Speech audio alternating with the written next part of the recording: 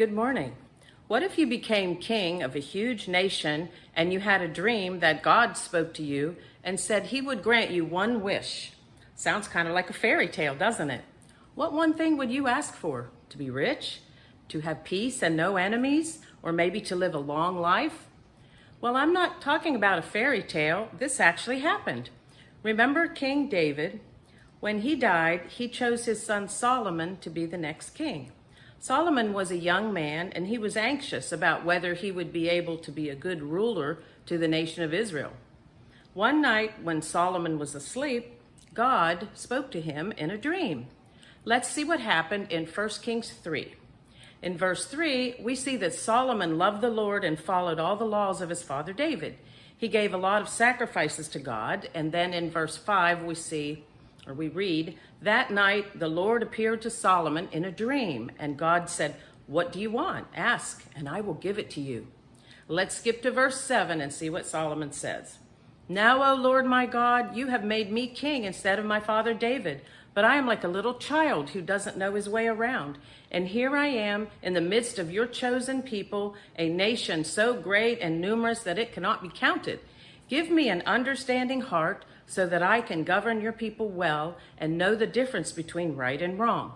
For who by himself is able to govern this great people of yours?" So do you see what Solomon asked for? He wanted to be able to rule his people fairly and be a good leader. So he asked God for wisdom. Wisdom is being able to understand a situation and to be able to determine right from wrong and to do the right thing. It is being able to use experience, knowledge, and good judgment to make sound decisions. So let's go to verse 10. The Lord was pleased that Solomon had asked for wisdom, and God replied, "Because you have asked for wisdom in governing my people with justice and have not asked for a long life or wealth or the death of your enemies, I will give you what you asked for.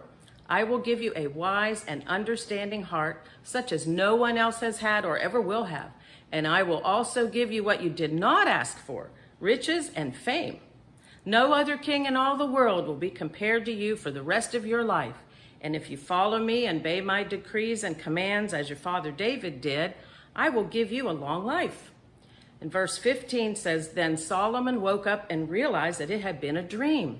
So we see that Solomon asked for wisdom, and God was pleased with that request so much that he said he would also give Solomon what he didn't ask for, riches, and to be the smartest and most famous man in the world.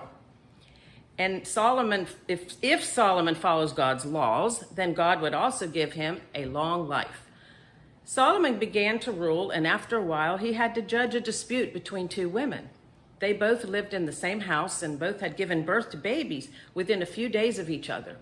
One of the babies died. One of the women accused the other of switching the live baby for the dead baby. So let's look what happened in 1 Kings 3, starting in verse 19. The first woman accused the other by saying, "Her baby died during the night when she rolled over on it. Then she got up in the middle of the night and took my son from me while I was asleep. She laid her dead child in my arms and took mine to sleep beside her. And in the morning when I tried to nurse my son, he was dead. But when I looked more closely in the morning light, I saw that it wasn't my son at all." Then the other woman interrupted, "It certainly was your son, and the living child is mine." "No," the first woman said, "the living child is mine, and the dead one is yours." And so they argued back and forth before the king. So let's stop there. What would you say to these ladies? How would you decide which woman was the mother of the live baby?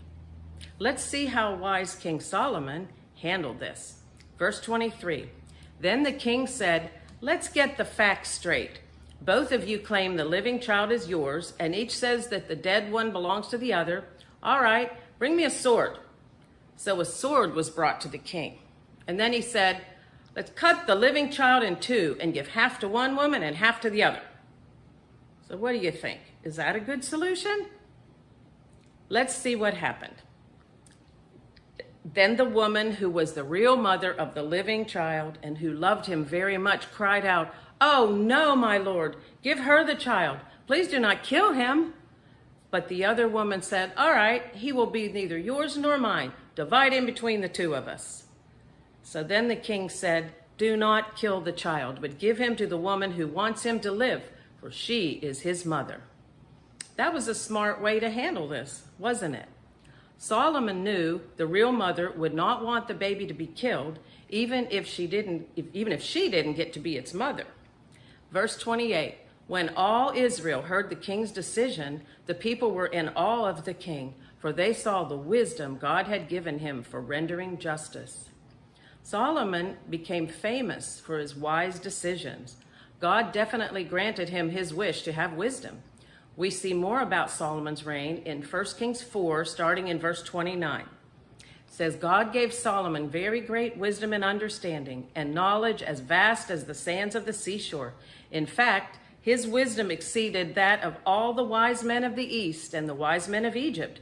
He was wiser than anyone else, and they list some guys, and they list these guys are probably really smart scientists in math or something. But he composed 3,000 proverbs, and he wrote 1,005 songs. He could speak with authority about all kinds of plants, from the great cedar of Lebanon to the tiny hyssop that grows from cracks in a wall. He could also speak about animals and birds and small creatures and fish, and kings from every nation sent their ambassadors to listen to the wisdom of Solomon. Isn't that amazing? Sounds like God not only gave Solomon the wisdom to make sound judgments, but he also gave him great intelligence. He was one smart dude. So God granted this wish to Solomon, but what about us? Would you like to be super wise and know how to make good decisions and settle people's disputes and help them with their problems? And have the wisdom to know how to live your life so that you will avoid having problems as you grow older?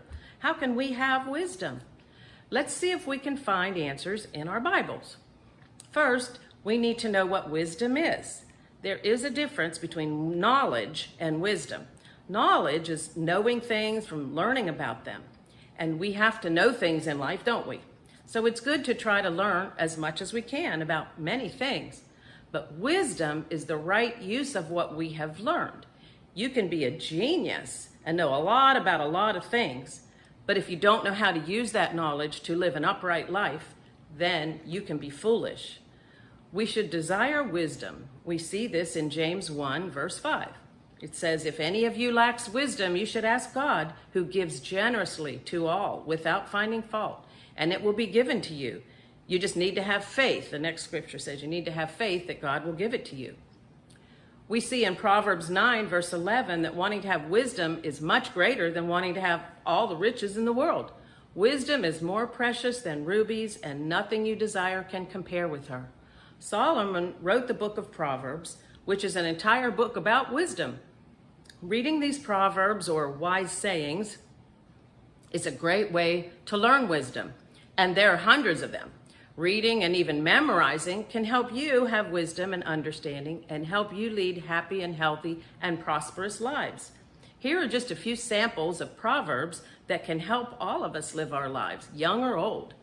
Proverbs 1 verse 7 says, the fear or the respect of the Lord is the beginning of knowledge. Fools despise wisdom and instruction.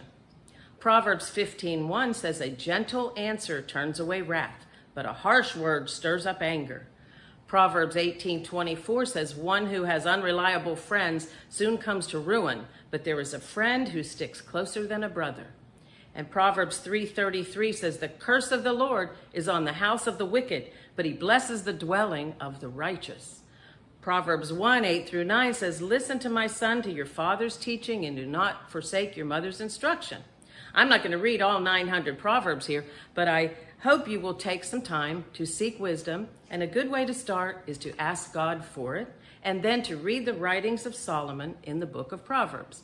My favorite proverb definitely shows how to have wisdom. I hope you will memorize it and try to live by it also. It is Proverbs 3:5-7.